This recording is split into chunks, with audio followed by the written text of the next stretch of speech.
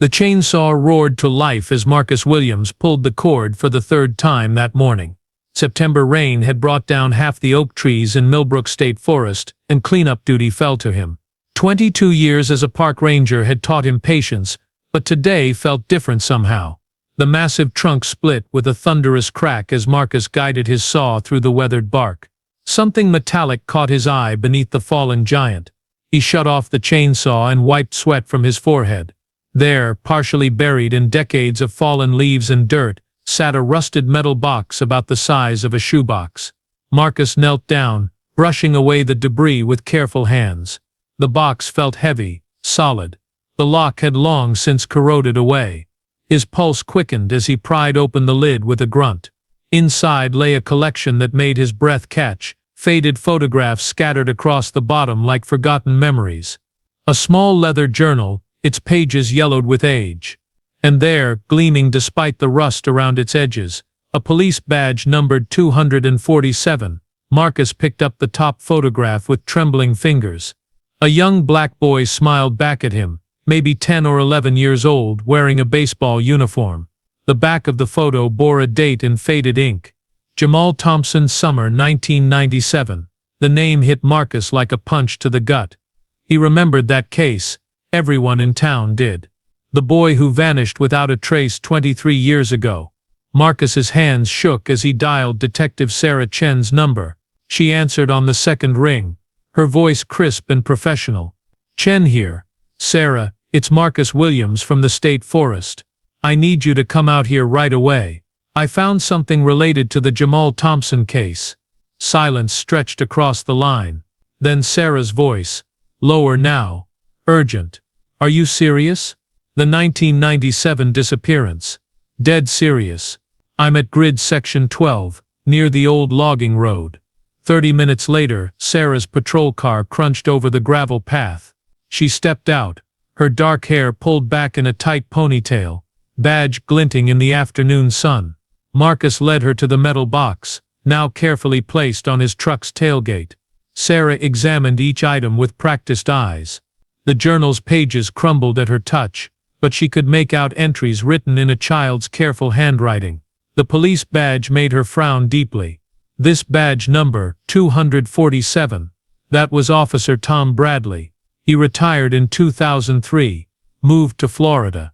Back at the police station, they spread the cold case files across Sarah's desk. The original investigation reports told a troubling story.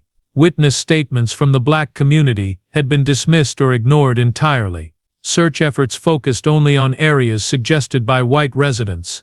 The case was closed after just 6 weeks. Local newspaper clippings from 1997 painted an even darker picture. Headlines screamed about gang activity and drug problems in Jamal's neighborhood, despite no evidence linking the boy to either. Community leaders had demanded answers, but their voices were silenced by accusations and threats. Sarah and Marcus spent the next week tracking down witnesses from the original case files.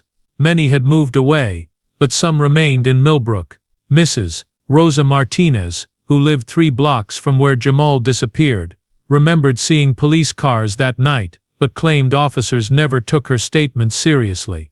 "They asked me 2 questions and walked away when I mentioned seeing a white van," she told them, her eyes filled with old anger.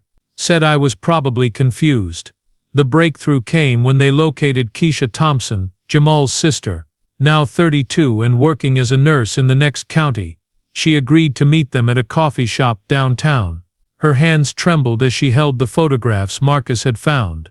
"These were buried with him, weren't they?" she whispered, tears streaming down her face. "Jamal always carried that journal. Wrote everything down." Keisha's voice grew stronger as she continued. "The night he disappeared, he told me he saw something he shouldn't have. 2 police officers taking money from drug dealers behind the old warehouse. He was going to tell our parents the next morning." Sarah's blood ran cold. The warehouse was owned by the mayor's brother in 1997. The timeline matched perfectly with several corruption allegations that were mysteriously dropped. "There's more," Keisha said, pulling out her phone. "Remember old Mr. Peterson, who lived across from the warehouse?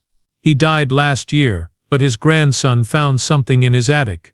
She showed them a video message. An elderly white man sat in a chair holding an old camcorder. I filmed everything that night in 1997. Been too scared to come forward all these years.